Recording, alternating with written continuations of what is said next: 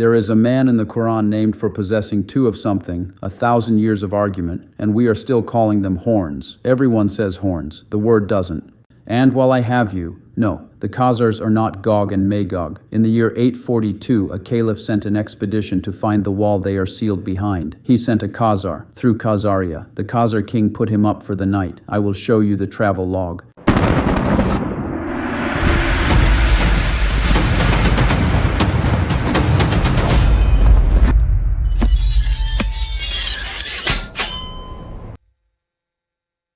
If you speak Chinese, you learned these 5 words before you could read them. Dad, mom, big brother, big sister, granddad. These are not literary words. They are the words you shouted across a courtyard. And if you speak Turkish or Uzbek or Kazakh or Uyghur or Azeri, you have just read your own language in the right-hand column. There is a published peer-reviewed argument that the 5 Chinese words came from the 5 Turkic ones. It was made by a man who spent his career arguing that Turkic and Chinese are not related. I'm going to show you exactly how strong that argument is, which means I have to start by taking something away from you. And I'm going to tell you where this ends before we start, because I'm not going to spring it on you in the last 5 minutes and pretend it was a twist. It ends at one word in the Qur'an, qarn, a word that means a people and also means an age. The Qur'an uses it both ways and never picks. And there is a man in the Qur'an named for having 2 of them. So the question this whole video is walking toward is 2 of what? 2 peoples or 2 ages? My answer is both. That the title is a double meaning deliberately, and that the man is remembered as the founder of 2 nations and as a figure who stood across 2 epochs, and that the tradition has been trying to tell us the second half for 1,000 years, while everyone argued about horns. Everything I show you from here serves one half of that or the other. When it is evidence about 2 peoples, it will be written in white. When it is about 2 ages, it will be written in gold. You will be able to watch the case assemble in 2 colors, and you will know exactly which claim each piece is buying. Nothing here was thought up to fit a conclusion. Watch it build and judge that for yourself. Somewhere in the comments of every video like this, someone posts a list. Turkish ata, father, Latin ata, Hittite ata, 20 more pairs, and it feels overwhelming because how could 20 words match by accident? Here's the answer nobody wants to hear. Take 2 languages that have nothing to do with each other. Nothing. No shared ancestor, no contact, opposite ends of the earth. Run the arithmetic in 2 completely unrelated languages will hand you roughly 444 convincing matches. 444. From nothing. From pure chance. So when someone shows you 30 matching words, they have not shown you a connection. They have shown you less than 1/10 of what randomness produces for free. Which is why, in this entire video, I am not going to show you a list of words that sound alike. Not one. If that is what you came for, this will disappoint you. And now that it is gone, everything I show you afterwards means something, because the 5 words in the cold open did not come off a list. They came out of a peer-reviewed journal with sound change reasoning attached, published by a specialist who had every professional reason to argue the opposite. That is a different category of thing entirely. Let me introduce him. 1 line on the board, chance alone yields 444 lookalikes. A word list is not evidence. I am going to keep a running list, and I am going to put everything on it, including the things that do not help me. Alexander Vovin was one of the most formidable historical linguists of his generation, and one of the most effective critics of the idea that Turkic, Mongolic, and Chinese adjacent languages form a family. He spent decades taking that idea apart. In 2011, with David McCraw, he published a paper in a Turkish journal, Bulletin, on Old Turkic kinship terms in early Middle Chinese, and what he reported was this: in the early Tang dynasty, a set of brand new words for senior family members appears in Chinese. Suddenly, they sit alongside the old inherited words, and then over centuries they replace them. The old words have pedigrees, solid ones, going back through Old Chinese into Sino-Tibetan, and in one case into Austro-Asiatic. You can trace them. The new words have nothing. Schussler's Etymological Dictionary of Old Chinese, the standard reference, does not contain them at all. Vovin and McCraw's own phrase for it, they just appeared out of nowhere in the early Tang texts. A language does not invent 5 new words for its own parents out of thin air. So where did they come from? One at a time. Elder brother, Chinese G, Old Turkic AK, and if you are Turkish, you are already saying it. Kazakh, Kyrgyz, Uyghur, aka father, Chinese De, Old Turkic Ata, elder sister, Chinese J, Old Turkic Echa, Turkish EC. Grandfather, Chinese Ya, Old Turkic Uya, a relative, one of your own. And mother, Chinese Nyang, Old Turkic Ana. But look at the form he actually gives, not Ana, Anang. Hold that, I will come back to it because it is the single most important letter in this video. niang, dai, ye, jai. This is not archaeology. Every one of those is ordinary, living, modern Chinese. A Mandarin speaker in Shanghai this morning called his elder brother gay, and here is what a man who did not believe in a Turkic Chinese family wrote about his own finding. Not always on the receiving side. That sentence is in a peer-reviewed journal, written by a skeptic, and almost nobody outside the field has ever read it, because it was published in Turkish academic print, and the English-speaking world does not read Turkish academic print. 2. 5 kinship words in Old Chinese, from Turkic, argued by a man who denied the family. Now, that letter, ana means mother, but the form in the paper is anang, with an on the end. In Turkic, that suffix means your. The Chinese word is not built from the Turkic word for mother. It is built from the Turkic phrase for your mother. Think about what that requires. Nobody borrows an inflected form off a page. You cannot get your mother out of a dictionary or a treaty or a merchant's ledger. Every one of those gives you the plain word. You only get your mother by standing there while somebody is spoken to. Someone said, anang, your mother, to a child, and the child kept it, which tells us something no amount of argument about language families can touch. This did not happen on a trade route. It did not happen between two states. It happened inside a room in a house where both languages were being spoken, to a child who was being addressed in one and would grow up speaking the other. There is a name in linguistics for the level at which languages exchange the words for mother and father. It is the deepest level there is, short of grammar itself. Traders swap words for silk. Households swap words for parents. It's just a loan word is not the end of the conversation. It is a measurement, and this one measures as far in as it is possible to go without the grammar following. 3. The ning came with the word, households, not trade routes. Everything so far has been the Tang dynasty, 7th century, and a skeptic has a clean answer ready. Of course, there was mixing in the Tang. Everybody knows the Tang was cosmopolitan. Late contact, interesting, not deep. So let us go a very long way further back. And let us do it with a method that cannot be argued with, because it does not depend on anybody's opinion about anything. Anna Daibo works at the Institute of Linguistics of the Russian Academy of Sciences. Her method is this. Chinese pronunciation changed over time, and we know roughly when. When a Chinese word gets borrowed into another language, it carries the pronunciation of the moment it was taken, and then it stops changing. It freezes. It is a timestamp. So she takes the Chinese words sitting inside Turkic and reads their timestamps. They carry Western Han, they carry Eastern Han, they carry the earliest post-classical changes, 3rd century AD, and then nothing. No timestamp later than the 3rd century, not one. Now here is why that matters more than anything else in this video. Not Turkish, not Old Turkic, Proto-Turkic, the single ancestor language before it broke apart into the dozens of Turkic languages spoken today.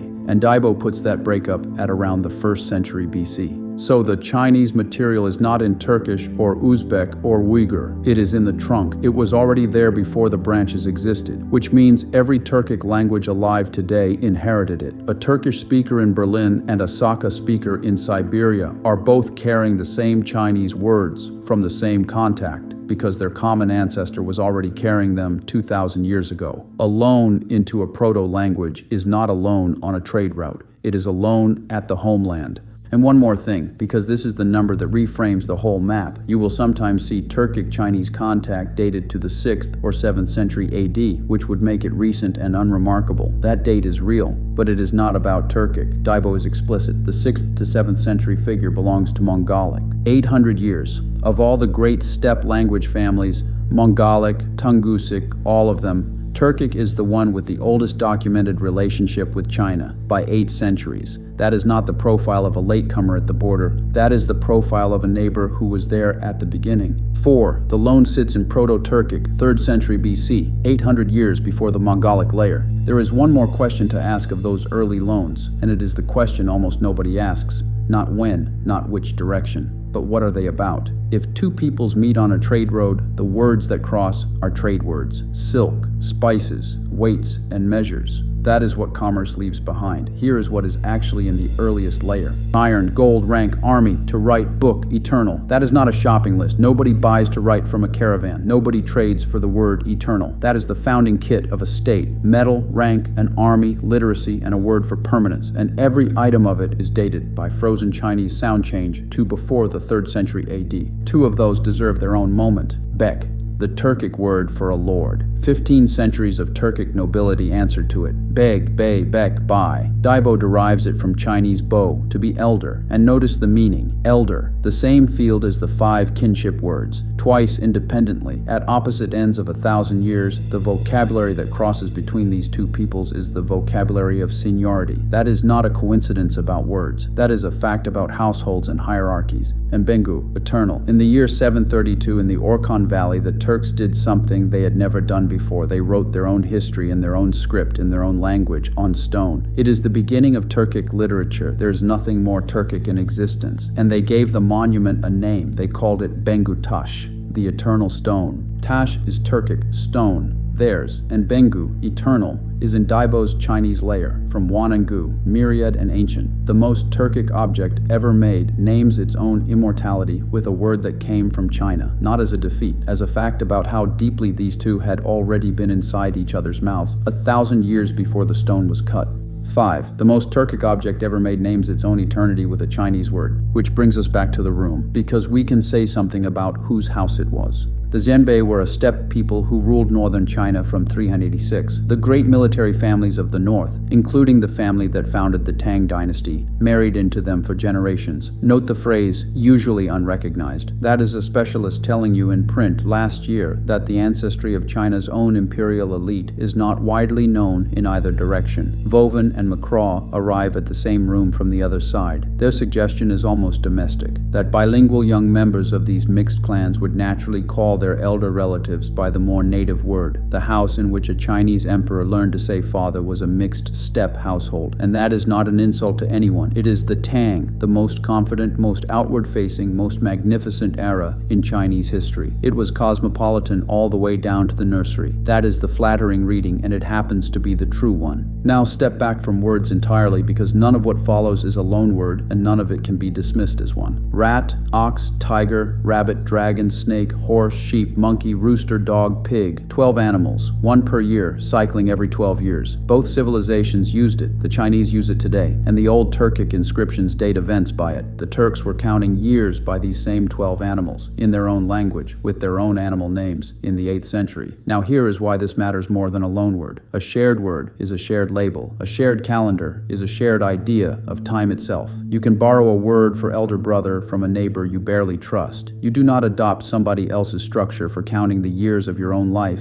and date your own royal monuments by it, unless the two of you have been living inside the same frame of reference for a very long time. So which way did it travel? And here, I have to do the thing I keep doing in this video, which is tell you that I do not know. The case for China first is straightforward. The 12-part cycle is embedded in a much larger, much older Chinese system of 60-year cycles and earth branch signs, and it is attested in Chinese sources long before we have any Turkic writing at all. On that reading, the steppe took the cycle from its literate neighbor, which is the ordinary direction for calendars to travel. The case for the steppe first is less obvious and more interesting. The animals are the puzzle. A calendar built out of livestock and the animals of the hunt, ox, horse, sheep, dog, and a rat and a tiger at the edges of a herder's world, is a calendar that reads like it was designed by people whose year was organized around animals, which the Chinese agricultural heartland was not, in the way the steppe was. Some scholars have taken that seriously enough to argue the animal cycle came into the Chinese system from the north and was then absorbed so completely that its origin stopped being visible. I am not going to pick a winner because the specialists have not. The honest statement is, the cycle is attested in Chinese sources first. The internal logic of the animal set points north, and the question of direction is unresolved. But notice something. Every possibility on the table is a possibility about shared origin. Either the steppe adopted China's frame for time, or China adopted the steppes, or, and this is the one nobody argues in public, it arose where the two of them overlapped and neither of them can claim it. There is no version of this where these two peoples were strangers to each other. That is the only conclusion I am drawing from it, and I am drawing it carefully. 3. Both built kingship on the sky. The Chinese emperor ruled by the mandate of heaven. Tianming, authority granted by heaven and revocable by heaven if he ruled badly. The Turkic Khan ruled by the will of Tengri, and by Kut, heaven-granted fortune, which could likewise be withdrawn. Not the divine right of kings, where God gives you a throne and that is the end of it. A conditional grant, forfeitable on misrule. That exact structure is rare in the world. Both of them had it. 4. The Turks' own foundation legend, the she-wolf mother of the Ashina line, survives because Chinese historians wrote it down. The Turkic origin story reaches us through the Chinese archive, and one word that has has to be handled carefully because the internet handles it badly. In the Shiji and the Han Shu, Chinese imperial history, 2nd century BC, there is a transcription, Cheng Li, of a foreign word for sky. Debo reads it as Tangri, Tengri. So, the Turkic word for the sky is written down in Chinese state history 2,100 years ago. That is solid and it is sourced. You will also see it claimed that the Chinese word Tian, heaven, comes from Tengri. I am not going to tell you that because it has not been demonstrated, and every popular version of it traces back to an encyclopedia entry rather than to a proof.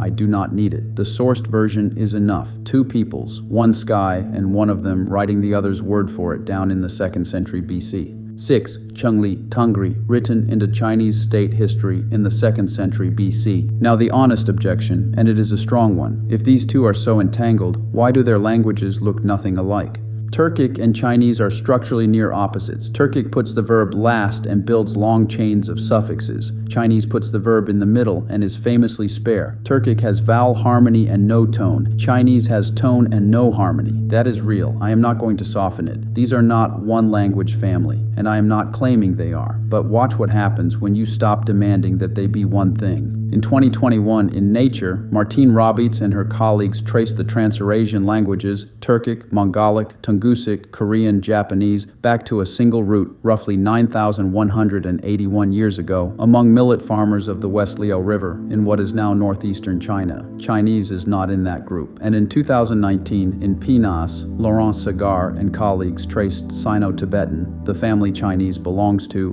back to millet farmers of northern China about 7,200 years ago on the Yellow River. Two farming expansions, two families, two grammars that ended up nothing like each other, out of adjacent hearths in northern China, and then in documented contact from the proto-stage onwards, which is exactly what Daibo measured. Two houses, one hearth, and if you are wondering whether that grammatical difference is a problem for the reading I'm about to put to you, it is the opposite. If Turkic and Chinese had turned out to be one family, you would have one lineage. What the record actually gives us is two distinct houses, sharing an origin region, sharing a calendar, sharing a theory of heaven, exchanging the words for iron and army, and writing and eternity, and exchanging the words a child uses for its own mother and father. Two houses out of one hearth. Hongshan sits on the West Liao River, the same hearth Roberts identified, which means that the founder figure at the origin of the Chinese story and the origin point of the Turkic language family are being placed by two entirely separate disciplines in the same valley. And this is the part I want to be very precise about. None of this requires the Altaic family to be real. Even the linguists who reject it still have to put these people somewhere, and where they put them is northern China. 7. Two disciplines. Working separately, put both hearts in the same valley. 7 lines. Not one of them is a word that sounds like another word. Everything up to here has been linguistics. Now I am going to do something different, and I want to name it plainly before I do it, so nobody has to guess. What follows is exegesis, tafsir of Surah Al-Kahf. I am reading the Qur'an and proposing what a word in it means. That is what it is. I am not going to pretend otherwise, and I am not going to apologize for it. It is offered as a possibility, not a finding, not a ruling, a reading with the evidence for it laid out so you can check every step and tell me where it breaks. And I will give you the majority academic position before I give you mine, because you should hear it from me and not from a comment. Most academic historians hold that the Quranic account of Dhul-Qarnayn draws on the Syriac Alexander legend, and that the two-horned one comes from Alexander's coinage, the ram's horns of Zeus Ammon. That is the mainstream reading. It is also a live dispute. Some scholars question the dating that argument depends on, and note motifs that are present in one text and absent in the other. Others rebut them. It is not settled, but it is the position in the room, and it is a serious one. Here is where I part from it. Not on history, on a word. Everyone translates Dhul-Qarnayn as the two-horned one, so the argument becomes an argument about horns, helmets, coins, ram's horns, head wounds, and once you are arguing about horns, you have already accepted somebody else's translation. Go to the root. Qur'an, Open al-Raghib al-Isfahani's Mufradat, page 519. Ibn Manzur, Lisan al-Arab, volume 13, pages 331 to 342. Dar Sadr, al-Zabidi, Taj al-Arus, volume 35, page 529, the Kuwaiti 40-volume edition. Those are the 3 editions you are about to see on screen, the actual printed pages, with the printed printed page numbers cropped out of the scans and shown next to them. If a page number here does not match the copy on your shelf, it is because editions repaginate. I cite the edition I am showing you. The root does not mean bone, it means pairing, joining, two things coupled together. The horn is called a qarn because it is one of a pair. The pairing is the meaning, and the horn is a consequence of it. So Dhul Qarnayn, possessor of the two qarns, is a phrase about someone paired with two of something. The text does not say two of what. Hold that last page. I went past something on it. Al-Zabidi, same page, 529. Wa min al-majaz, al-qarnu min al-qawmi, sayyiduhum. And figuratively, the qarn of a people, their chief. I want you to notice what I did there, because it is the difference between an argument and a trick. Al-Zabidi files that sense under majaz, figurative usage. I'm not going to quietly drop that word and let you think it is the root meaning. It is not. It is a recognized, printed, cataloged sense of the word, and it is figurative, and I am telling you so before you can catch me at it. But look at what it does to the phrase. If a qarn of a people is their chief, then Dhul Qarnayn parses, with no exegesis at all, as the possessor of two lordships, the chief of two peoples. That reading needs no Alexander, no coin, no ram, no wall. It needs a dictionary. And then, on Al-Raghib's page, the first page I showed you, there is a report I could have left out, and won't. The Prophet ﷺ says to Ali, "You have a house in the garden, and you are the possessor of its two qarns. Wa innaka ladhu qarnayha." And Al-Raghib, a lexicographer, glosses it himself in print, meaning possessor of the two qarns of the ummah. That is, you are among them, as Dhul Qarnayn was. Sit with that. A man who wrote dictionaries for a living took the phrase Dhul Qarnayn and applied it to a living human being in relation to a people, not to horns, not to centuries, to an ummah. Now I grade it, and I grade the weakness first. I am not claiming this report is mutawatir, and the thesis does not rest on it. Strike it out entirely, and the three lexicons still stand exactly where they stood. I am not claiming the chain is clean. Ibn Ishaq is in it. He is mudalis, and here he narrates by an ana, from, without stating that he heard it. That is a real defect, and I am naming it myself. And I am not claiming qarnayha can only mean two peoples. It has been read as the two sides of the head, and as the two ends of an age. Here is what it does stand on. Al-Hakim declared it sahih on the criteria of Muslim, and Al-Dahabi agreed with him. 394 in the Mustadrak. The edition's own apparatus grades it Hasan and lists Abu Dawood, Al-Tirmidhi, Al-Tahawi, Al-Bayhaqi, and Ahmad. That is not a fabrication, and nobody serious calls it one. And the part I actually want is not the grade at all. It is the gloss. Whatever the chain does, Al-Raghib wrote that sentence, and he read Dhul Qarnayn as possessor of two groups of a people. That reading is his, on the page, in print, 5 centuries before anyone had a thesis to defend. And since I will not rule that reading out, let me give it its due, and credit where it belongs. The person who pushed me on this was not a critic. It was a sister on this channel in the comments. Qurṭubī carries it in this same passage. Wahb ibn Munabbih said he had two qarns beneath his turban. I grade it before I use it. Wahb is the standard conduit for Israeliyat, Israelite lore entering tafsir, and this is exactly the kind of report he is criticized for. It carries no evidentiary weight. I am showing you that it is on the page, not that it is true. But notice what the tradition is doing there. It is reading the name off what sat on the man's head, and headgear like that existed. On the steppe and in China, ceremonial and military helmets carried two forward projections rising off the brow, so that a man in rank is seen at distance as a man with two qarns, and these are photographs. A kulakud with real steel horns from India and Persia, a Japanese kabuto with two prongs off the brow, a Chinese opera general with two plumes rising above his head, a pair of bronze helmets from Denmark 900 years before Christ, 4 cultures centuries apart that never agreed on anything, and all 4 of them put 2 projections on the head of a man in rank. Before you write it, that headgear cannot date anything. The forms I am showing you are centuries later. Illustration, not evidence, and keep the 2 readings apart. Wahb says horns under the headwear. What I am showing you is headwear shaped like horns. Those are not the same claim, and I will not let them blur. The lexicon is where my argument lives. This is only me refusing to pretend the other reading has no world behind it. If you want to know what a Quranic word meant to the first people who heard it, watch how the Prophet ﷺ used it in ordinary speech. Sahih Muslim 25:36. A man asks who among people is best. The answer, the qarn in which I am, then the second, then the third. Look at the grammar. Al-qarn alladhi ana fahi, the qarn he is in. You are not in a horn. You are not in a 100-year period period in the way this sentence needs. You are in a people. Sahih al-Bukhari 3557. Qarn after qarn until I was of the qarn in which I was. Same construction. A qarn is a body of people you belong to. Sahih al-Bukhari 6429 and again at 2652 and 3651 and Muslim 2533. The best of people are my qarn, then those who follow them, then those who follow them. My qarn, my people, and then the one that settles it.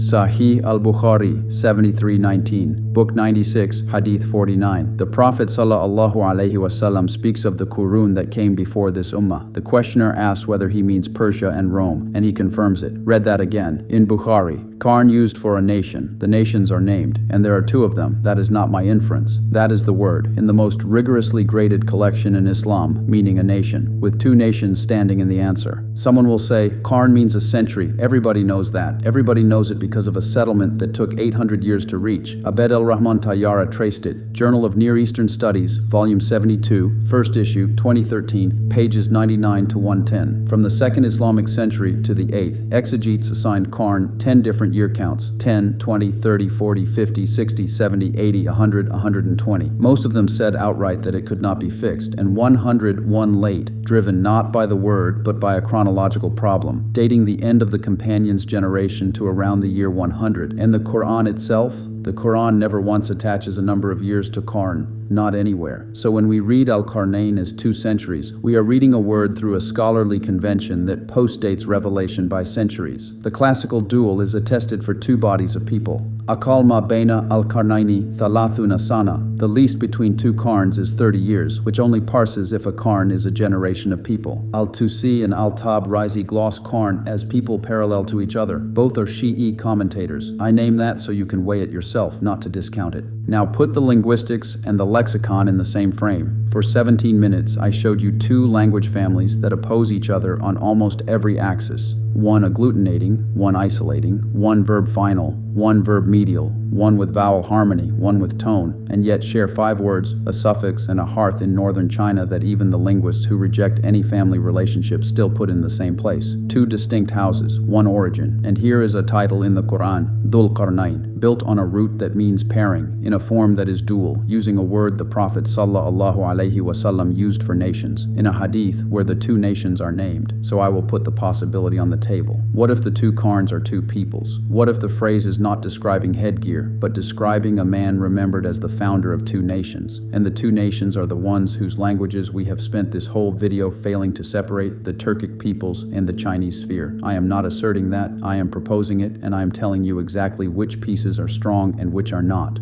And before anybody tells me that reading the 2 qarns as 2 peoples is something a YouTube channel made up in 2026, I want to read you a line from al-Qurṭubī. Qurṭubī, in the Jami Liakam al-Qur'an, is going through the proposed explanations for the name. 2 braids of hair, a dream of grasping the 2 horns of the sun, 2 literal horns under a turban, noble on both sides, father and mother, 2 generations of people dying out in his lifetime. He was given the outward knowledge and the inward. He entered the darkness and the light. And in that list, without objection, this, Waqila li anahu malaka farisa wal rum. And it is said, because he ruled Persia and Rome. Stop and look at what just happened. A canonical Mufassir transmits, as one of the accepted explanations of this man's title, that the 2 qarns are 2 dominions, 2 peoples, not 2 bones on a head, and the 2 he names are Persia and Rome, the exact pair standing in the answer in Bukhari 7319. So the structure of my argument is not new. Reading the 2 qarns as 2 nations is a classical option. What is new is the identification, which 2. That is a far smaller thing to ask of you than it looked like a minute ago, and it is the only part of this I'm actually asking you to weigh as ijtihad. Qurṭubī says Persia and Rome. I am saying, consider the Turkic peoples and the Chinese sphere. He and I disagree about which 2. We do not disagree about 2. There is one more thing in this word, and it is the thing that made me stop. I have spent this act arguing that qarn means a people, not a century. That is true, and the hadith carry it, but watch what the Qur'an itself does with the plural, because the Qur'an does not choose between the 2 meanings, it uses both at once. Surat Al-An'am, verse 6. Have they not seen how many a qarn we destroyed before them? That is a people. You cannot destroy a century. And then, in the same breath, Surat al-Mu'minun, verse 31. Then we raised after them another qarn. Raised after. That is a slot in time. Same word, same root. A body of people and the age they occupy. The Qur'an does not disambiguate. And that is not sloppiness, that is the word doing two jobs because the two things are the same thing seen from two angles. A people is an era is the people in it. 10 times in the Qur'an the plural al-Qurun appears, and every single time it means peoples in succession, nations laid down in layers of time, like strata. Which means when Allah names a man Dhul Qarnayn, possessor of the two qarns, the phrase can carry both senses simultaneously, and there is no reason to force it to pick one. Possessor of two peoples and possessor of two ages, a man attached to two nations, and a man who stood across two epochs. And I did not invent the second half of that. It is in Qurṭubī, in the same list of proposed explanations for the title. وَقَالَ لِأَنَّهُ إِنْ قَرَادَ فَوَقْتِهِ قَرْنَانِ مِنَ النَّاسِ وَهُوَ حَيٌّ. And it is said, because two qarns of people passed away in his time while he was still alive. Qurṭubī, Al-Jami li Ahkam al-Qur'an, Volume 11, page 47. Transmitted without objection, in the same list that gives you Persia and Rome. Read it again. Two peoples went extinct while this man went on living. That single sentence holds both meanings of the word at once. The two qarns are peoples, and they are the two spans of time he outlasted. The classical tradition already put the double meaning on the page. It just never underlined it. Now here is what that reading does to a problem the commentators never solved. Qurṭubī writes, "Wa ikhtalafu aidan for waqti zamanihi," and they disagreed also about the time of his era. Some said he came after Musa, some placed him in the interval after Isa, some put him in the time of Ibrahim and Ismail. That is not a small disagreement, that is thousands of years of spread on a single man. The standard move is to call it confusion in the reports and pick the least awkward option. But we have done this before in this video. In Act 6 I told you that when the record refuses to tidy up, the tidying is the error. So apply the same discipline here that we applied to the linguistics. What if the reports disagree about his era because his era is not a single era?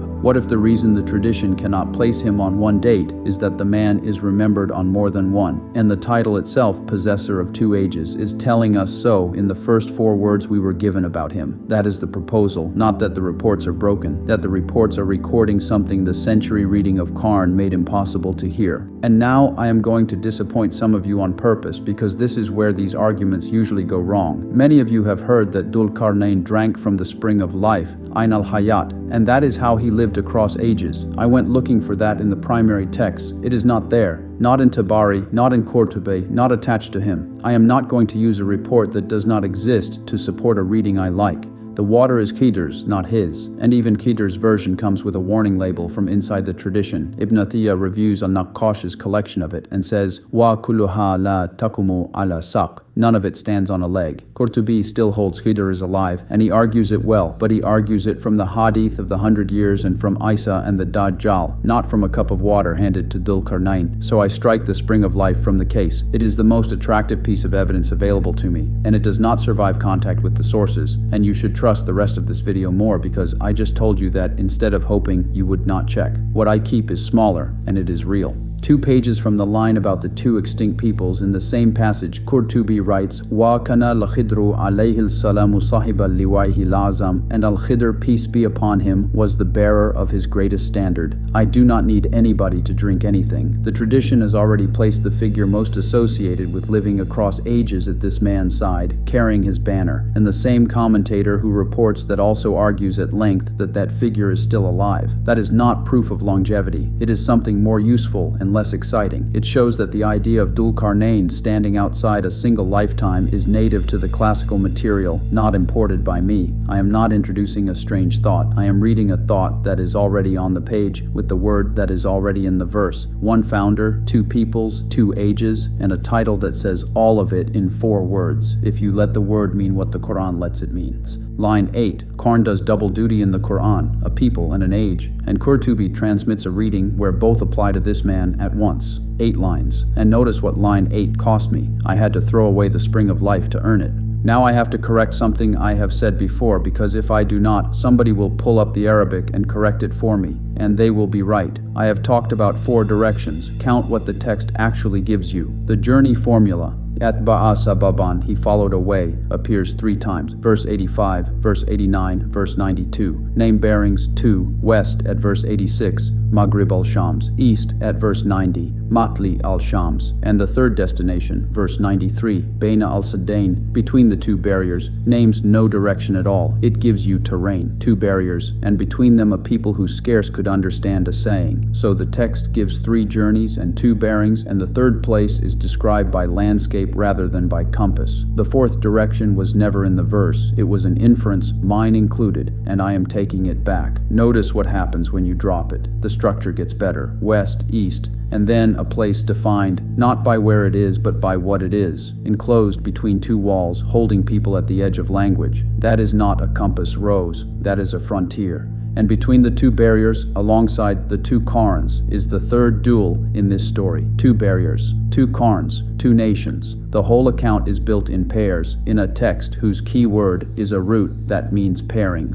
Now go back to the third place, between the 2 barriers, and read what the Qur'an says about the people he found there. La yakaduna yafqahuna qawla, 5 words. They scarcely understood a saying. Every English translation you will find renders that as though it were about intelligence. They were slow, they were simple, they barely grasped speech, and for the first 16 minutes of this video, I have been building an argument about a language boundary, so I owe you a commentator, not a translator. Because if the only thing standing behind my reading is a modern English rendering, I have nothing. Here is the commentator. Al-Qurṭubī on this verse. He starts with the recitation. Hamza and Al-Kisa'i, 2 of the 7 canonical readers, do not read yafqahuna. They read yufqihuna, form 4. Dhamma on the ya, kasra on the qaf, from afqaha, meaning to make something plain to somebody else. Read it that way, and the verse says, they could scarcely make anyone else understand. The remaining readers read yafqahuna, they scarcely understood. So which is it? Here is Qurṭubī's answer, and it is the sentence this whole episode has been walking toward. وَالْقِرَاتَانِ صَحَحَةً فَلَهُمْ يَفْقَهُونَ مِنْ غَيْرِهِمْ وَلَا يُفْقِهُونَ غَيْرَهُمْ. Both readings are sound. They neither understand speech from others, nor make others understand theirs. That is not slow-wittedness.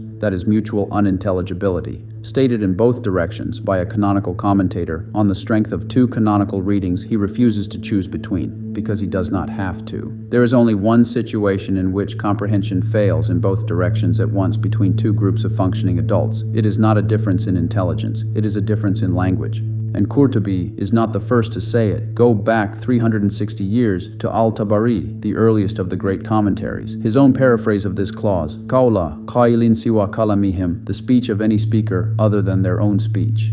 Siwa kalamihim, other than their own speech. That is Tabari's gloss, not mine. He then names the regional traditions behind each reading, Medina, Basra, and part of Kufa for one, the general readers of Kufa for the other. Hamza and Al-Kisa'i are both Kufans. Qurṭubī's named readers and Tabari's regional attribution land in the same place, in 2 texts 3 centuries apart. And Tabari, like Qurṭubī, declines to pick a winner. Inahuma kiratani mustafdatani fa kirati lamsar ghayru dafiatin ihdahuma al-ukhra. They are 2 widespread readings across the regional traditions, neither canceling the other. And then he says why the failure could go either way. Imma bi alsinatihim wa imma bi mantikihim, either because of their tongues or because of their speech. Alsinatihim, their tongues, their languages, in the earliest major tafsir in Islam. So when I tell you this verse describes a language frontier, I am not offering you my translation against somebody else's. I am handing you Tabari and Qurṭubī and getting out of the way. One more thing from Tabari, and I'm going to grade it before I quote it because it is weak.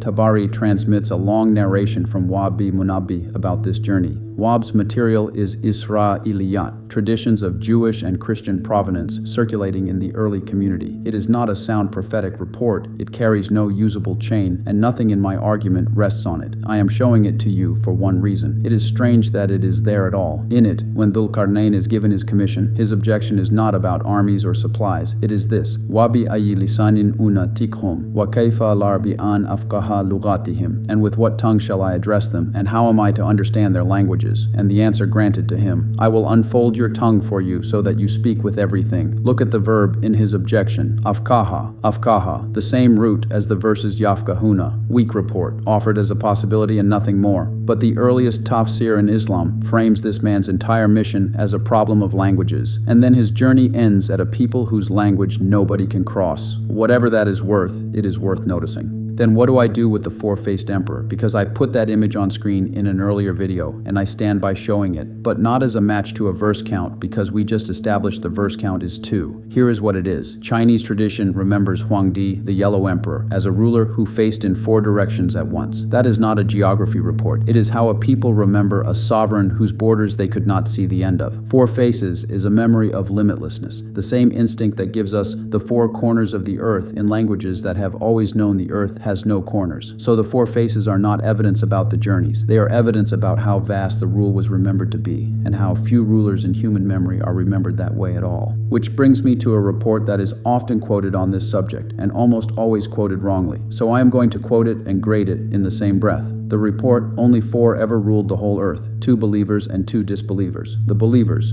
Sulaiman ibn Dawood and Dhul-Qarnayn. The disbelievers, Nimrod and Nebuchadnezzar. Now the grading, and pay attention, because this is where most channels mislead you. This is not a hadith of the Prophet sallallahu alaihi wasallam. It is an athar, a saying of Mujahid, a student of the companions. Ibn Abi Shayba records it in the Musannaf. Al-Tabari records it in his tafsir with its chain to Mujahid. Ibn Taymiyyah cites it in the Majmu al-Fatawa without objection. Al-Hakim has a different version from Muawiyah with different names in it. Al-Suyuti alone raised it to the Prophet sallallahu alaihi wasallam, citing Ibn al-Jawzi's history, and it is not found there. It is Mujahid's words in Ibn al-Jawzi, not the Prophet's. So, a respected early statement, not a prophetic hadith. I will not upgrade a source to win an argument. If you have heard someone present this as the Prophet said, they were wrong, and now you know why. But look at the wording Al-Tabari preserves. Mujahid does not say 4 directions. He says they ruled the earth, Mashriqaha wa Maghribaha, its east and its west. 2 bearings, the same 2 the verse names. The earliest exegetical language on the reach of this rule is a pair, not a quartet. That is not proof of anything, but it means the 2-bearing reading is not something I invented this year to patch a hole. It is sitting in Tabari. And one more thing that report does, which people miss.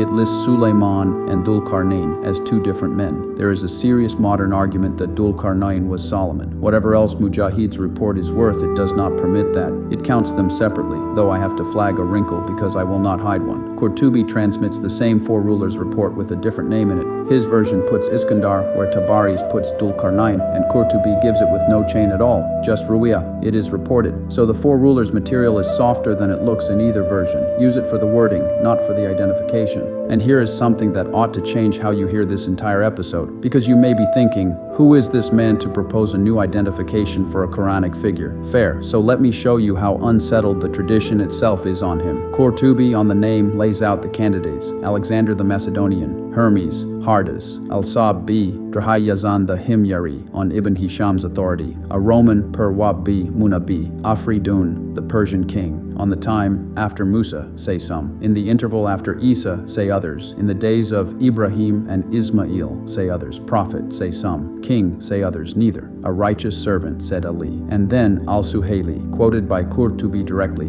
قال السهيلي والظاهر من علم الأخبار أنهما إثنان. Al-Suhaili said, what is apparent from the science of reports is that they are 2. One of them was in the time of Ibrahim, said to be the one who gave judgment for Ibrahim when they brought their dispute to him at Bir al-Sab in Sham, and the other was near the time of Isa. 2 different men, a millennium and a half apart, both called Dhul-Qarnayn, proposed by a respected scholar, transmitted without ridicule in the most widely used legal tafsir in Islam. I show you that for one reason. When somebody tells you the identity of this figure is settled and closed, and that questioning it is innovation, it was never settled. The commentators are openly, explicitly, on the record undecided, and they proposed alternatives to each other for 1,000 years without anybody's faith collapsing. What I'm doing in this video is the ordinary business of the discipline. I am doing it in public with the sources on screen and the grades attached, which is more than most of the confident voices on this subject will do. Take the era dispute by itself first, because it is a datum and it does not need my help. Qurṭubī writes, وَا اخْتَلَفُوا أَيْضًا فَوَقْتِ زَمَانِهِ. They disagreed also about the time of his era. And then he lists what they landed on. After Musa, after Isa, in the days of Ibrahim and Ismail. Those are not 3 shades of the same century. They are markers separated by thousands of years, transmitted side by side, in one of the most widely used tafsirs in Islam, with no attempt to reconcile them. Sit with how strange that is. The tradition can date obscure figures to a generation. On this man, a man given rule over the East and the West, the subject of a named Quranic passage, it could not agree on the millennium. I am not telling you what that means yet. I am telling you it is on the page in Qurṭubī's own words, and that it is exactly the shape of anomaly you would expect if the man does not sit inside one age. That is a line, and it is the second gold one.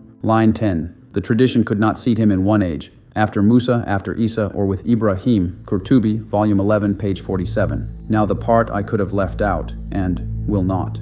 4 lines later on the same page, the tradition gives its own answer to that problem, and the answer is not mine. Qala al-Suhaili, wal zahiru min ilmi al-akhbari annahuma ithnan al-Suhaili does not resolve the spread by picking the least awkward date. He resolves it by saying there are 2, one in the time of Ibrahim, one near the time of Isa, 2 separate men. Hear both halves of what that does to me. It helps because it proves the anomaly is native to the tradition and not imported by me. A scholar of that rank felt precisely the pressure this episode is built on. This man will not sit inside one era, and his instinct under that pressure was to reach for a two-ness, not to tidy him into a single century, to double him, and it cuts against me because his 2 are 2 men and mine is 1 man across 2 ages. Those are different claims. I am not going to pretend a scholar said my thing when he said a different thing, and I am putting his answer on my own stack in my own gold where you cannot miss it. The grading stated narrowly. Wal zahiru min ilmi al-akhbar, what is apparent from the science of reports is a scholar's reasoned inference. It is not a hadith, it is not marfu, and it carries no chain. It has the weight of his judgment and not 1 gram more. So here is all I claim and nothing beyond it. Faced with a man who would not fit 1 age, the tradition's own senior answer was 2. Whether the 2 are 2 men or 2 ages of 1 man is the open question. It is open on the record, in the tafsir, and it was open long before I was born. Line 11. Al-Suhaili felt the same problem and answered it by splitting the man in 2. Qurṭubī, volume 11, pages 46 to 47, quoting Al-Suhaili. A rival answer named, not adopted. And if you are wondering where 4 directions came from in the first place, since it is not in the verse, I found it. And I want to show you, because tracing where a reading came from is often the fastest way to see that it was never in the text to begin with. It is in the same weak Wab B Munabi narration in Tabari, same grade as a moment ago. Israeliyat, no usable chain, proves nothing about anybody's journey. I am not building on it. I am showing you its shape, because its shape is not a quartet. Tabari's text gives you nations of differing tongues, mukhtalifa al-sinatuhum, and then arranges them in 2 pairs, across the length of the earth, nasik at the setting of the sun, mansik at its rising, across the breadth, ha-wheel on the one side, ta-wheel on the other, 2 axes, 2 pairs, a length and a breadth, which is how a person describes an extent. It is not how anybody describes 4 points on a compass. So even in the earliest place this 4-fold geography appears, a weak place, a place I would not cite for anything load-bearing. It is built out of pairs. The 4-point compass rose is a later tidying up of a paired structure by people who found pairs untidy. And notice what this narration thought was worth recording about those nations in the first place. Not their armies, not their wealth, that their tongues differed. And I have to read you the rest of that narration because it does not stop at 4 names. Tabari's text puts a further nation in the middle and says it contains jinn and human beings and Yajuj and Majuj. I could have left that clause out. I am not going to, because I am not going to show you a source and hide the line in it that I dislike, but hear the channel's position on it, and hear it now rather than in a pinned comment. Wherever this material places Yajuj and Majuj on a map alongside identifiable peoples, and wherever a commentator takes the next step and names them as the Turks, as several do, this channel vehemently disagrees, not we prefer another view. Vehemently, they are a distinct people, hidden from us, matching no nation you can point at. I will give you the full argument for that in a few minutes, from Qurṭubī's own pages, and I will name the scholars I am disagreeing with while I do it. For right now, 1 point only. This narration is doing the same thing the compass rose does, taking something the text left open and filling it in with names so it feels finished. 4 directions instead of 2 bearings, known nations instead of a hidden people. Both are the same instinct, the discomfort of an unfinished map, and both times the tidying is the error. One more thing before I leave the identifications, and I am handing it to you as a fit, not as a finding. Whatever else Dhul-Qarnayn was, the Qur'an makes him a traveler, a man who reaches the far places and comes back. So ask the practical question nobody asks. How does anyone cross country with no landmarks in it and not lose his heading? This is before the compass. That problem has to be solved or the journey does not happen. Chinese tradition remembers that exact problem and remembers a solution. A cart carrying a figure whose outstretched arm holds one heading, no matter which way the cart is turned. And here is the part that matters. There is nothing magnetic in it. It works off the turning of its own wheels, counter-rotating the figure by exactly the amount the cart has turned. A machine that remembers a direction, in an age with no compass in it. Now grade it with me, because I would rather do that than have it done to me. As an account of a real machine in the 3rd millennium BC, it is legend. No artifact, no contemporary text. And the tradition does not speak with one voice about who first had it. Some texts say Huang Di, others the Duke of Zhou, who is remembered using it to bring envoys home across country they did not know. Others name Fang Bo as the man who built the first one for the emperor. What is documented is Ma Jun, 3rd century AD, and even he is credited not with inventing the thing, but with recovering it, and his internal mechanism is not recorded either. The differential gearing in every museum model is a modern reconstruction. Machine documented, gears inferred. 3 names for one invention is not a weakness in the story. It is the tradition telling you the problem was real and was remembered as ancient. What it is not is a way to single out one man. So the word proof does not belong anywhere near this beat, and I am not going to use it. So I am not going to tell you this proves who he was. What I will tell you is that the man in Surat al-Kahf had a traveler's problem, and the tradition of the people I have spent this video pointing at remembers a traveler's solution, and remembers it as older than anybody who ever built one. No ledger line for that. It leans on a position I already have. And the linguistics does one more piece of work here, which is to eliminate something. If Alexander is the man in this account, he left a signature we can look for because he left it everywhere else. Greek was administered in Bactria for generations. Coin legends in Gandhara are bilingual. Indic languages carry Greek loanwords you can still point at. So, is there a Greek stratum in Proto-Turkic? No. Is there one in Old Chinese? No. That is not a knockout on its own. Absence of loanwords is weaker evidence than presence, but it is a real result, and it points the same way as something else entirely. But before I use that, I have to tell you something that cuts against me, because a critic will find it inside a week, and I would rather you heard it from me. The Alexander identification is not only a Western academic position, it is inside the classical commentaries, including the 2 I have been quoting all episode. Qurṭubī carries Ibn Ishaq's informant calling him a Greek of the line of Yunan b Yafith, and then Ibn Hisham adding flatly, Why smuhu liskandar?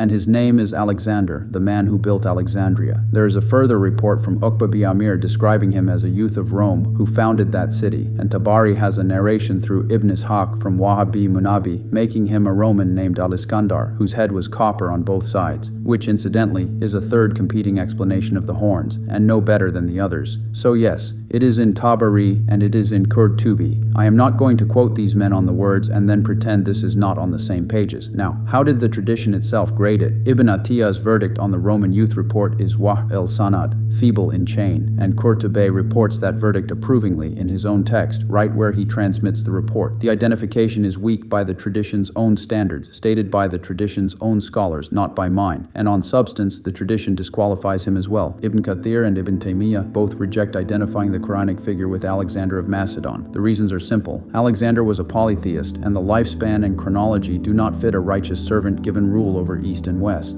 2 completely independent disciplines, historical linguistics and classical Islamic scholarship, with no shared method, no shared century, no shared language, arrive at the same verdict on the same man. That is worth a line in the ledger. Line 12. Alexander disqualified twice, by the linguistics and by the tradition's own grading. Qurṭubī, Volume 11, page 47, with Ibn Attiyah's Wah el-Sanad, Ibn Kathir and Ibn Taymiyyah on the substance. In a minute, I'm going to disagree flatly with al-Qurṭubī. Some of you are already uncomfortable, so let me put the ground rules on the table before I do it, because they are not my invention either. There is a distinction in the Qur'an itself.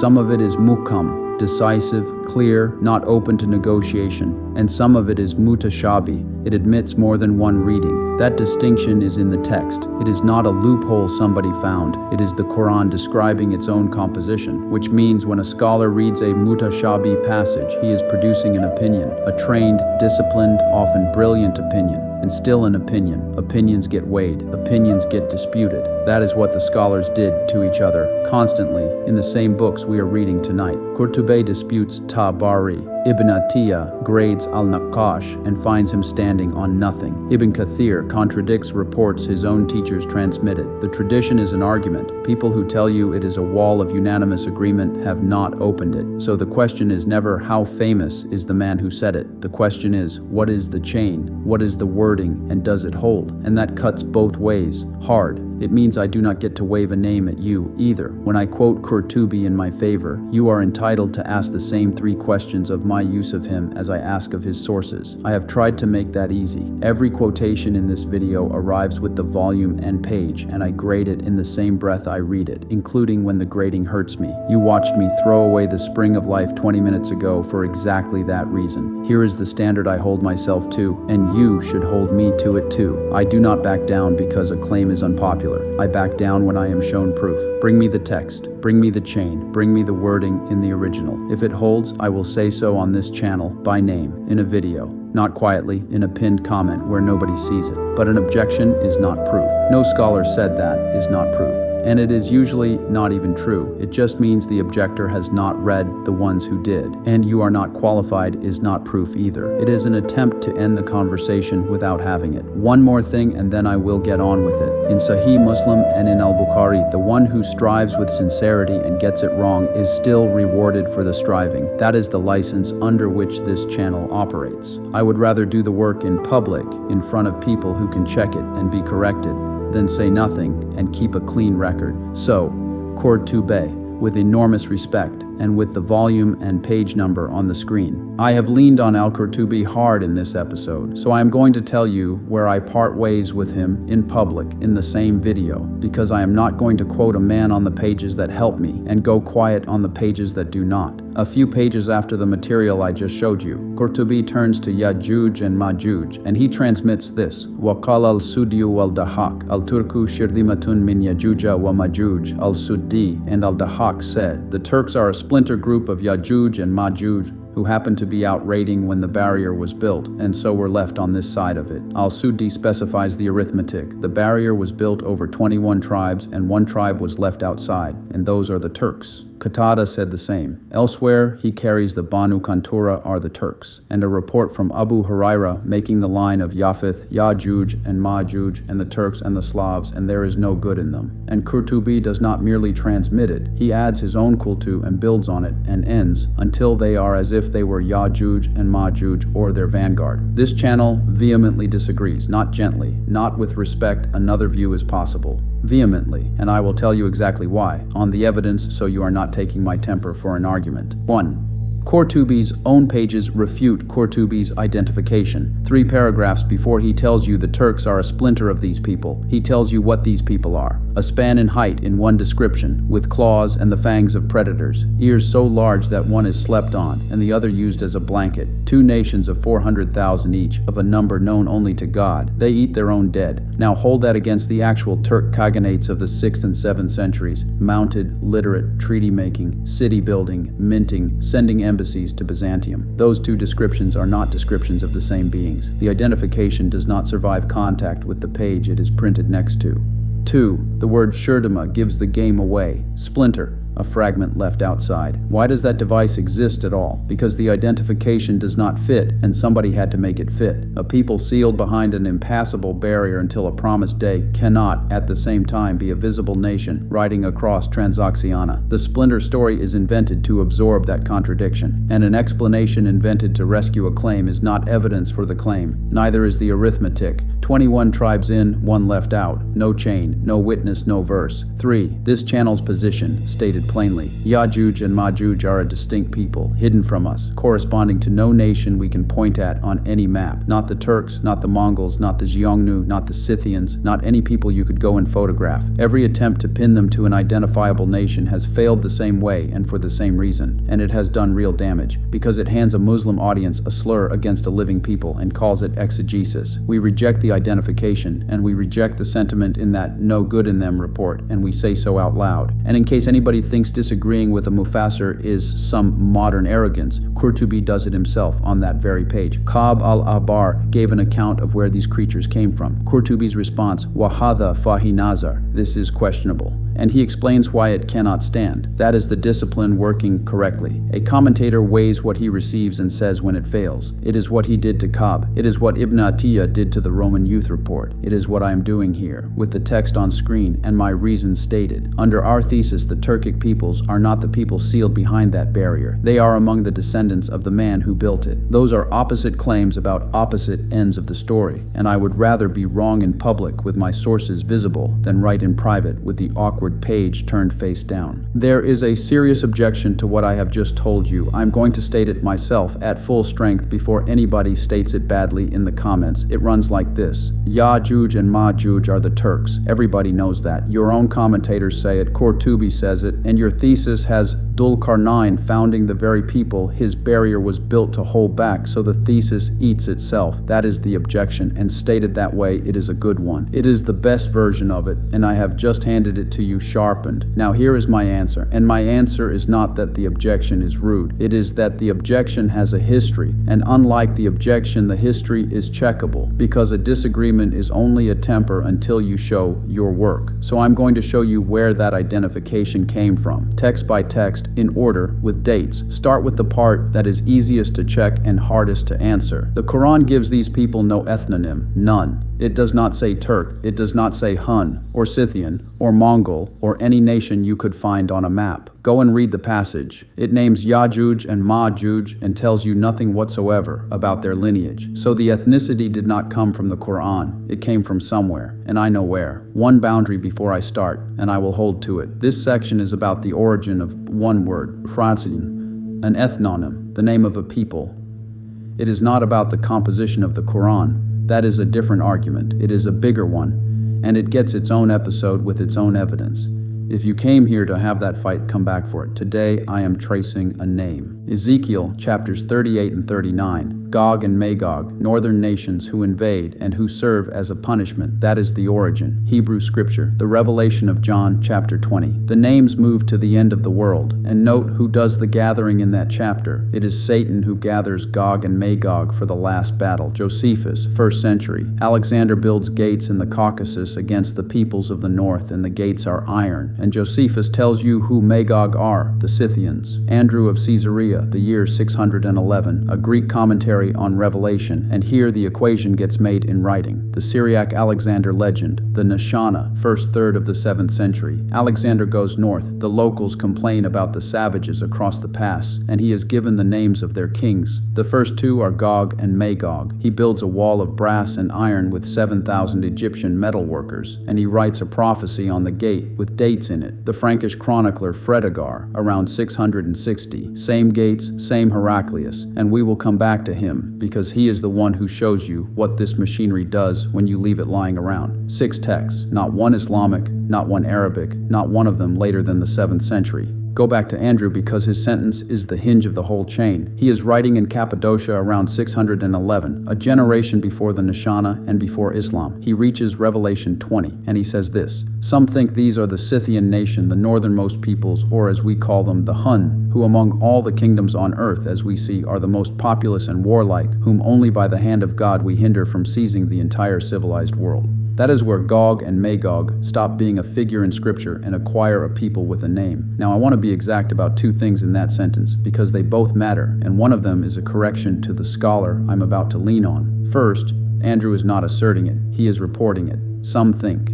He is transmitting an opinion held by others. So even at the moment the identification enters the written record, it enters as somebody else's guess, attributed to nobody in particular. Second, the label was never ethnic, and here I am not going to rely on my own reading because I do not need to. 2 scholars working independently on different texts in different fields say the same thing. Kevin Van Blottel, who makes the strongest modern case that the Kaf passage retells the Syriac legend, a man with no interest in helping my argument, writes twice in his own voice, Huns, a generic term for all Central Asian peoples, and again, Huns, here a generic term for Central Asian pastoralists, who appeared to the residents of the Middle East as savages. And Eugenia Constantino, who produced the critical study and translation of Andrew, annotates that very sentence with, Huns seems to have been a generalized way to refer to various barbarian peoples at that time. Her evidence is Theodore using it of the Scythians and Theophanes using it of the Avars, two completely different peoples, same word. So it is a category for frightening northerners. It is not a lineage, it is not a tribe, it is what a settled Mediterranean population called anybody who arrived on a horse, which means a commentator who inherits that word and lands it on the Turks has not inherited a genealogy. He has inherited a slur with no referent and given it one. Now, Fredegar, and I have to do something here that costs me. Van Blottel says of Fredegar's chronicle, that chronicle's author bizarrely thinks that the Haggarine Saracens were admitted by this gate, not the Turks. This implies that he identified the Arabs as the people of Gog and Magog. That is a devastating line for my argument, and I nearly used it, so I went and got the chronicle, and the Latin does not quite say that. What Fredegar actually writes is that Heraclius sent to the Caspian gates, which Alexander the Great of Macedon had made of brass above the Caspian Sea and ordered shut against the flood of the most savage nations who dwelt beyond the peaks of the Caucasus, and ordered those gates opened. And from there 150,000 fighters, hired with gold, were sent as his auxiliaries to fight against the Saracens. So the people who come out of the gate in Fredegar are Heraclius' paid mercenaries, and they are sent to fight the Arabs, not to be them. Van Blottel's paraphrase overshoots his source. I am telling you that because I would rather hand you the weaker true version than the stronger false one, and because if I would not accept that paraphrase from an opponent, I do not get to accept it from an ally. Here is what Fredegar does say, and it is enough. He opens the chapter by telling you where the Arabs come from. The race of Hagar, who are also called Saracens, a circumcised people who of old had settled beside the Caucasus, above the Caspian Sea.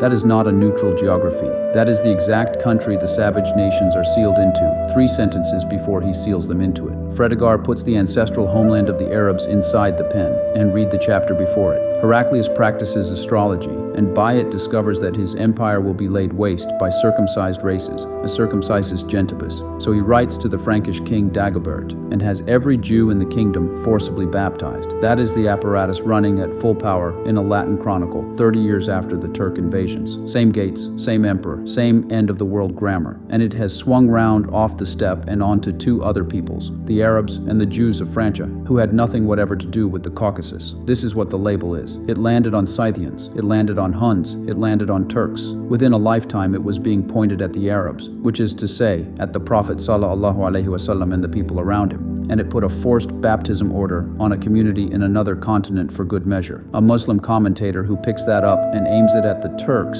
is picking up a gun that had already been fired at his own community. One more name, and this is the one you will actually meet in the wild. You will be told that Yajuj and Majuj are the Khazars. You will hear it from people you respect. Some of the people repeating it are sincere, they are learned, and on most things they are worth listening to. I am not going to pretend otherwise, and I am not here to take a scalp, but the claim is wrong, and it is wrong in a way you can check in an afternoon. This channel says no. Same answer as the Turks, same reason. And the receipts are better than for any other candidate anyone has ever put forward. Start with what the standard scholarship says the label is. Van Donzel and Schmidt, in the Brill monograph on Gog and Magog in the Eastern Christian and Islamic sources, the reference work on exactly this question, write that Gog and Magog were identified with, and I am reading the list: Scythians, Huns, Alans, Khazars, Turks, Kipchaks, or the Mongols. 7 peoples, 1 label, and they tell you the common factor, which is not lineage and not prophecy. They were all horsemen who came from the steppe into somebody's empire. That is not an identification. That is a slot, and whoever rides in from the north that century gets put in it.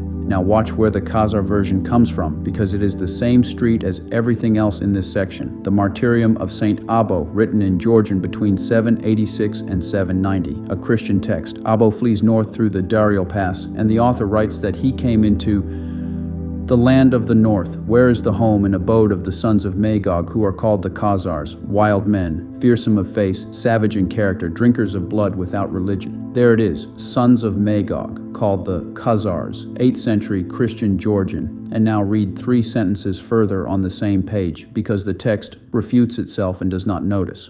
The same author reports that Abo found among these Khazars many towns and villages in that northern land, which by the grace of the Holy Spirit abide securely in the Christian faith, and that Abo, who could not be baptized in Christian Georgia, was baptized in the north by Khazar priests. So the godless blood drinkers had towns and churches and clergy, and they performed the baptism the author is celebrating. Van Donzel and Schmidt flag the contradiction themselves. The writer hands out the standard costume for northern savages, and then describes the actual human beings, and never notices the two do not match. That is the whole mechanism in one page. The label is applied first, the people are met second, the label survives the meeting. Now the detail that settles it, and almost nobody who uses this argument has checked it. When did the label land on the Khazars? Reining dates the Syriac Alexander poem to between 629 and 636, and the occasion is the Khazar invasions of Armenia and northern Mesopotamia in War 627 and 629.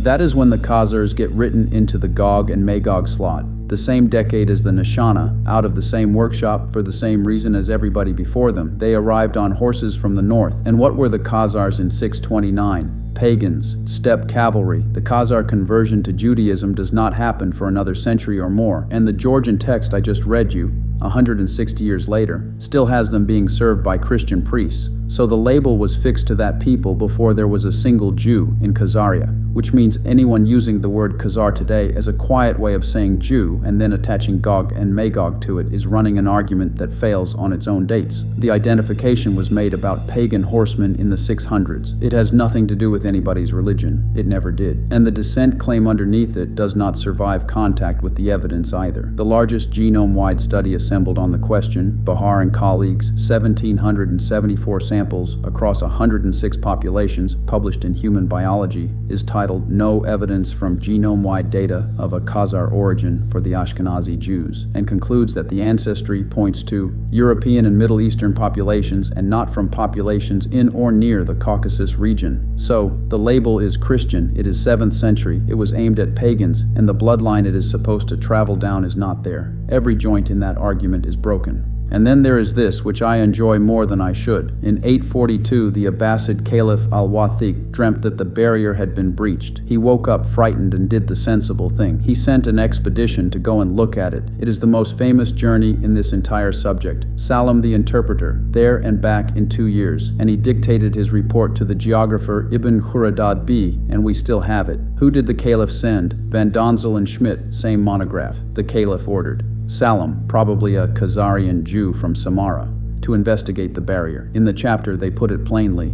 It seems even more likely than not that he indeed was a Khazar, and he may even have been a Jew, as such having easier access to Khazar authorities who were Jews themselves. And the route ran through Khazaria. Salam's own report has him stay a day and a night with the king of the Khazars, who then provides him guides onward. So sit with the shape of that. The commander of the faithful wants to find the barrier that seals Ya'juj and Ma'juj away from the world. He picks a Khazar to go and find it. He sends him through the land of the Khazars. The Khazar king puts him up for the night and lends him men, and the expedition carries on past them to the wall. If the Khazars were Ya'juj and Ma'juj, then the caliph recruited one of Ya'juj and Ma'juj as his interpreter, accepted the hospitality of their king, and then traveled onward past them to the barrier they are supposed to be behind. The most famous expedition in Islamic history to the wall of Dhul Qarnayn refutes the Khazar identification by its own itinerary. Nobody had to argue against it, the travel log does it. And underneath all of that sits the simplest objection of the lot, and it is the one that applies to every candidate anyone has ever offered. The Qur'an says they are behind the barrier, that they cannot scale it and cannot breach it, and that they come out when Allah's promise comes, not before. The Hadith puts their release in the sequence at the end, with the signs that accompany it, none of which has occurred. So a people you can find on a map, trade with, tax, marry, fight, negotiate with, host, hire as your interpreter, and lodge with for the night, is not a people that is sealed behind a barrier. That is not a clever argument, it is just reading. Any identification of Ya'juj and Ma'juj with a known historical nation contradicts the text at the most basic level, and it does not matter which nation you pick. Khazars fail it, Turks fail it, Mongols, Scythians, Huns, Kipchaks, all of them fail it, for the same reason, in the same sentence. This channel identifies Ya'juj and Ma'juj with no known people, not the Turks, not the Mongols, not the Khazars. They are a distinct people, hidden, not corresponding to any nation you can name. And the Qur'an, which is under no obligation to satisfy anybody's curiosity, declines to name them. I am not going to improve on that by guessing. Let me close this where it actually matters, because I know why people reach for the Khazar story. There are atrocities in the world. There is conduct that is criminal by any standard a human being has ever written down, including ours and including the law of war in the Sharia,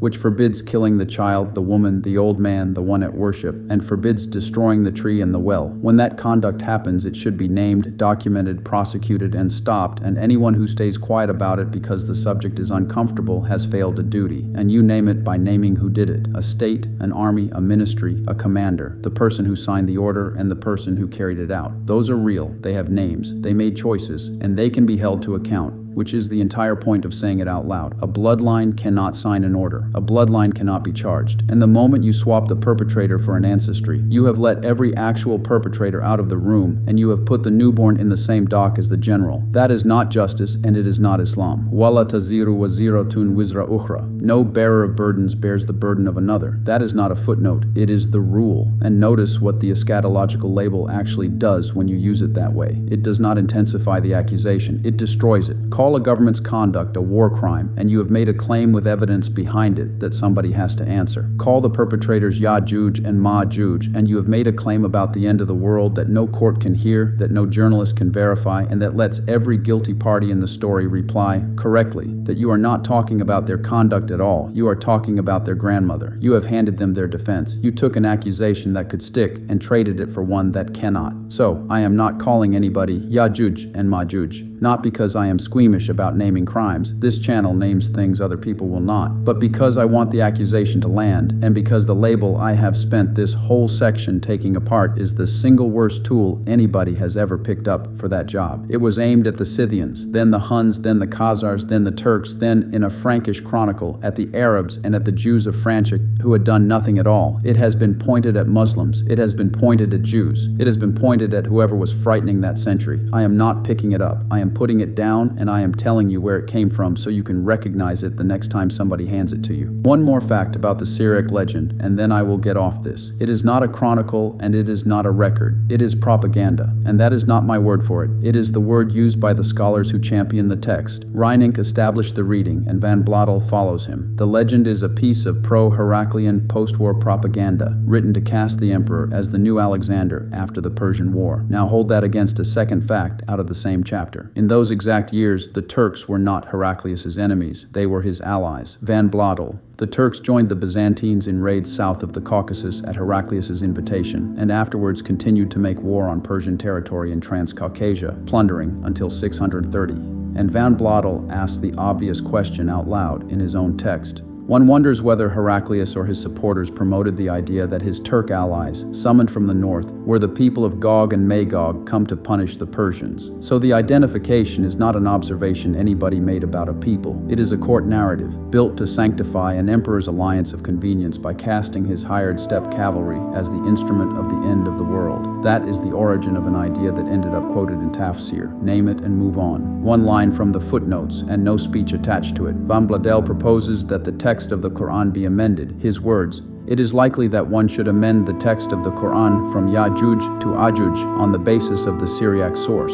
The reading is to be corrected to fit the text that is supposed to be its source. It is in footnote 21. You can weigh what it means for the method. A word on dates, because you will hear this argued, and I would rather you heard it from me. The old consensus put the legend at 629, 630. The current scholarship moves it earlier. Tessay's Oxford monograph argues for an earlier recension, and Shoemaker and Davy put it back into the 6th century. Earlier, not later. Which is why you will never hear me run the argument that the gap between the two texts is too tight for anything to have crossed it. That argument is finished, and I am not going to use a dead argument in front of you and hope nobody checks. It also cost me nothing, because the date of a Syriac manuscript has no authority over what an Arabic word means. Everything in this section has been about provenance, where an identification came from, and who benefited from it. A chain of Christian apocalyptic texts running from Ezekiel to a Frankish chronicler, and the Turkic identification is a product of it. What it is not is an argument about Arabic. Qarn means what Tabari says it means, and what the 3 lexicons say it means, and what the Prophet ﷺ used it to mean. Andrew of Caesarea gets no vote on that. Neither does Heraclius nefarious, and neither does whoever he was paying in Edessa. The lexical case stands on Arabic lexicography and Arabic transmission with the volume and the page on the screen, and nothing in a Syriac manuscript reaches it. The people sealed behind that barrier are not the Turks, and never were. Under this thesis, the Turkic peoples stand at the opposite end of the story entirely,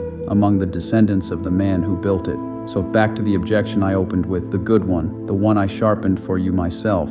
Yajuj and Majuj are the Turks. Everybody knows it. Everybody knows it because Ezekiel was read by John, and John was read by Andrew, and Andrew was read in Syriac, and it reached Arabic already carrying a name that had been stuck on Scythians, then Huns, then Avars, then Turks, then Arabs. That is not knowledge. That is a label with a delivery route, and I have just handed you the route with the dates on it. The objection is answered, not softened. Answered. Line 14.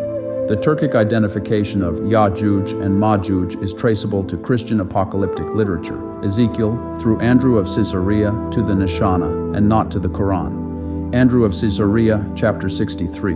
Van Bladel and Reynolds, the Qur'an in its historical context. So why has nobody assembled this? I want to be careful here, because there is an easy version of the answer, and it is wrong. The easy version is that scholars found something and buried it. I have no evidence of that, and I am not going to claim it. The real answer is worse and quieter. Nobody is asking. Vovin published in a Turkish journal. Daibo published in Russian. Tikhon's work sits on a Turkish university server. The evidence is not hidden. It is in print under peer review with page numbers. It is simply not in English, and so it is not in the conversation, and no one is funded to test the question, because the question is assumed answered. But look at what is actually being said. The field is entitled to tell you this relationship is not demonstrated. It is not entitled to tell you it is disproven. And those two get blurred together constantly. Not demonstrated is not the same as refuted. It means nobody looked properly. So, let me say plainly what would settle it. 3 things. None of them exotic. All of them doable now. 1. Test the grammar, not the vocabulary. Languages swap words easily and swap grammatical endings almost never. If any Turkic and Chinese bound morphemes correspond systematically, borrowing cannot explain it. That comparison has never been run properly, because the families are assumed unrelated, so the test is assumed pointless. 2. Go below Daibo's floor. Her window closes at the 3rd century AD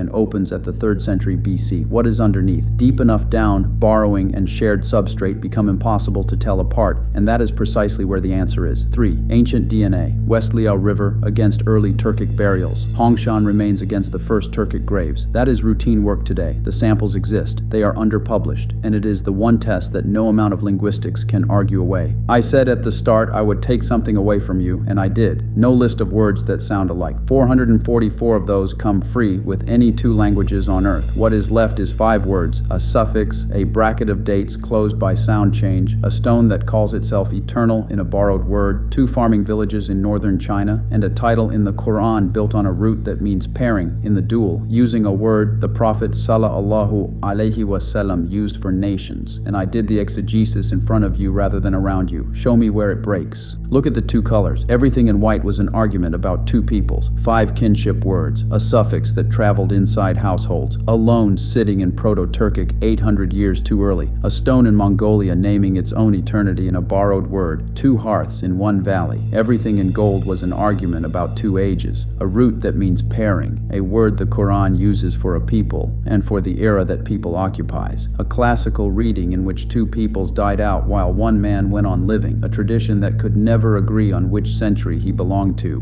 I did not run 2 videos tonight. I ran 1 word through 2 disciplines, and the word held in both. Dul Qarnayn, possessor of the 2 qarns, 2 peoples, and 2 ages. And if that is what the title is doing, then it was never a description of a helmet. It was a summary of a mission given in 4 words, in a text that is entitled to mean 2 things at once and told us so itself. That is the case. It is offered as a possibility. It is built from primary sources with page numbers, and every weak piece in it was labeled weak by me before anyone else got the chance. That is not proof of anything. It is something better. It is a question that has never been asked properly, and it is standing there in plain sight, in journals nobody reads, waiting for somebody to pick it up. If that somebody is you, if you are one of the people who spent a career on this and watched the field walk away, the sources are all in the description. Everyone. Page numbers included. Tell me what I got wrong. I would genuinely rather be corrected than agreed with.